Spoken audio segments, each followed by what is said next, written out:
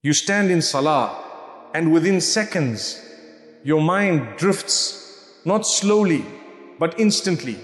You begin with Allahu Akbar, and before you even realize, you're thinking about something else.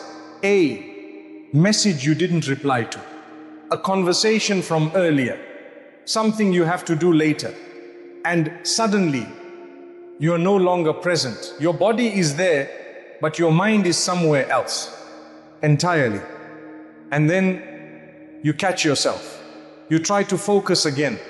You try to bring yourself back, but it keeps happening again and again until Salah starts feeling frustrating, not peaceful, not calming, but scattered, disconnected, and deep inside you feel guilty because you know who you are standing in front of. You know this is Allah, and still you can't seem to give Him your full attention. So you start asking yourself, what's wrong with me? Why can't I focus? Why does my mind run away every single time?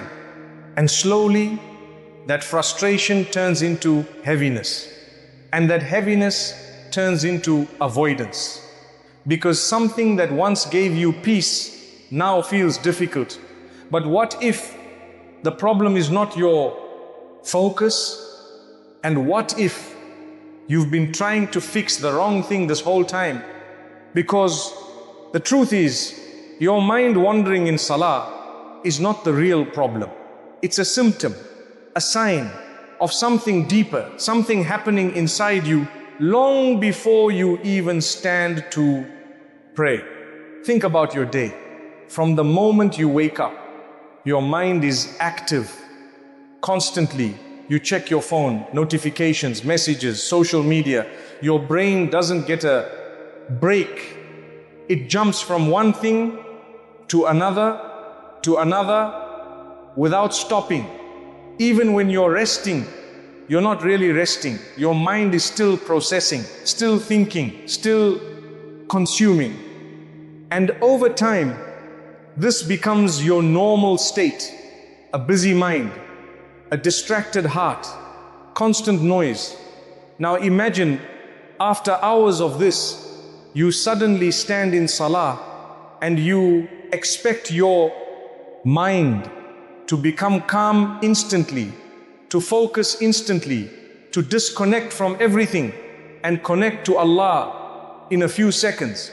It doesn't work like that, because your mind has been trained differently. You trained it to be distracted, to jump quickly, to never stay still.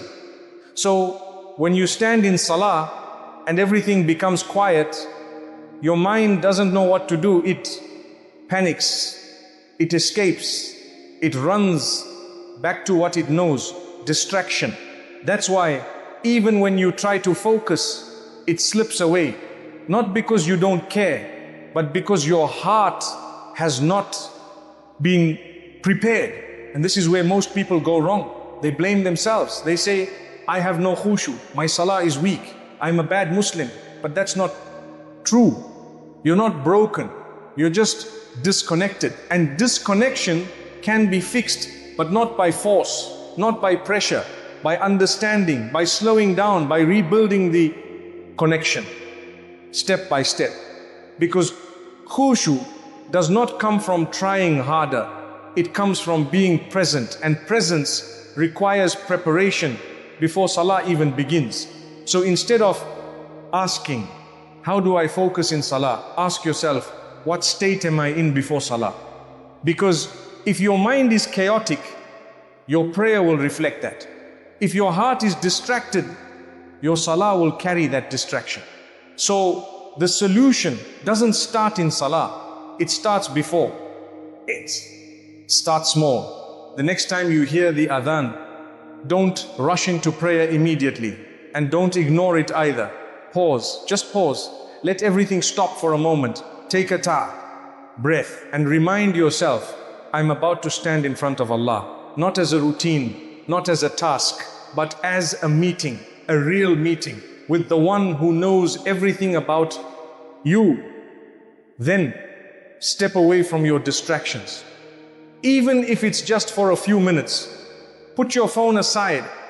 Give your mind time to slow down, to settle, because a calm entry creates a focused prayer. And when you begin Salah, don't aim for perfection.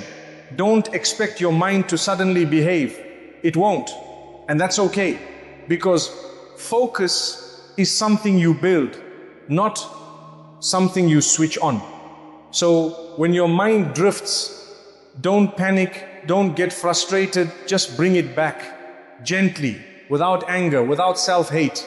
Just return again and again and again, even if it happens 10 times, even if it happens every single prayer.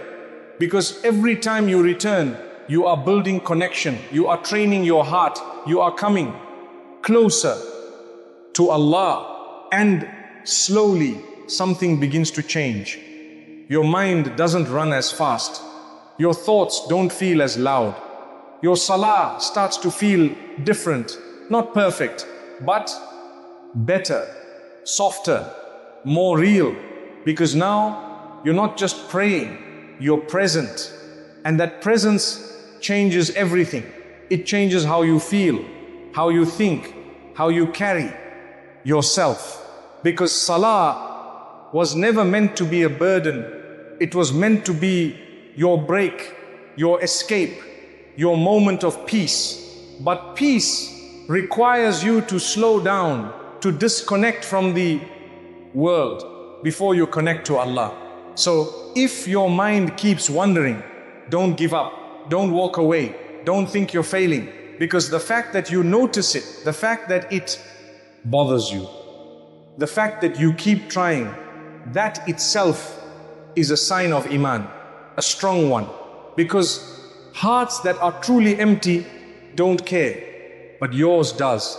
And that's why you keep coming back, even after distraction, even after frustration, even after feeling like you failed, you return. And that return is what matters most. So keep returning.